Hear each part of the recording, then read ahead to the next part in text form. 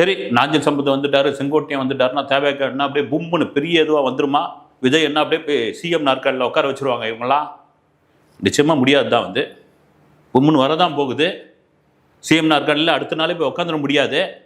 ஆனால் அதை தாண்டி இவ்வளோ சீனியர்கள் ஏன்னா ஆரம்பத்தில் விஜய் கட்சி ஆரம்பித்த போது கேலி செய்யப்பட்டவர் தானே பச்சா, பால்வாடி, அப்புறம் நடிகை, மேக்கப் போடுற மூஞ்சி, கூத்தாடி, இப்படியா விமர்சனம் இருந்தது. இதை விட முக்கியமான ஒரு விஷயம் என்னன்னா, ட்விட்டர் வலைதளத்தில் கட்சி ஆரம்பிச்சவர் இவர். தன்னுடைய கட்சி பேரை சமூக வலைதளத்தில் சொன்ன ஒரு நபர் பனையூரில் கொடியாத்தினவர், மக்களை சந்திக்காதவர், கரூர் சம்பவத்துக்கு பிறகு போய் ஒளிஞ்சுக்கிட்டாரு, வீடியோவில் பேசி வெளியிட்டாரு.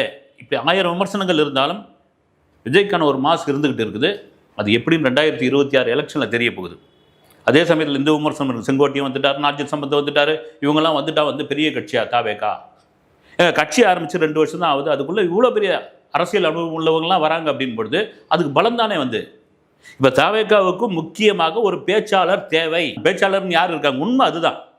நான் ஒன்றும் தாவேக்காவிற்கு எதிரியோ சொம்போ அல்லது அந்த கட்சியினுடைய பிஆர்ஓவோ எதுவும் கிடையாது. இல்லை விஜய்க்கு வேண்டப்பட்டவரோ வேண்டப்படாதவரோ கிடையாது. எந்த பேச்சாளர் இருக்காங்க? யார் எடுபடுறாங்க? விஜய் பேசினா தான் காஞ்சிபுரம் கூட்டத்தில் விஜய் அதிகப்படியாக ஒரு அரை மணி நேரம் பேசினார். மற்ற கூட்டங்கள்லாம் அவர் ஒரு 15 நிமிஷம் 20 நிமிஷம் தான் பேசுவார். அந்த பேச்சே வைரல் ஆகிடும். அதை கூட கிண்டல்லாம் பண்ணுவாங்க. அங்கிள், சிஎம் சார், அது இதெல்லாம் ஏங்க இதெல்லாம் சொல்கிறீங்க அப்படிலாம் கூட சொல்லிட்டு இருந்தாங்க. ஆனால் ரொம்ப என்ன சொல்கிறது ரொம்ப டேரிங்கான ஒரு அரசியலை, ரொம்ப ஒரு டேரிங்கான ஒரு பேச்சை விஜய் எங்கேயுமே பயன்படுத்தலை. அதுதான் அவருக்கு ஒரு பெரிய பலமாக நான் நினைக்கிறேன்.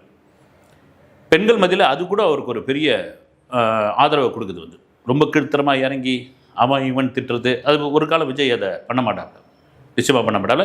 இப்போ வருகிற 10ஆம் தேதிக்கு பிறகு அதிமுகவில் இருந்து 2 பெரிய தலைகள் வரப்போகிறாங்க. அப்படி இது ஒரு பக்கம் இருக்கும்போது திடீர்னு ஆதவ அர்ஜுனா ஒரு பேட்டியில் திமுகவிலேருந்தே 2 அமைச்சர்கள் வரப்போகிறாங்க பாருங்கள் அப்படின்னு சொன்னாங்க. எனக்கு அதில் பெரிய நம்பிக்கையெல்லாம் இல்லை.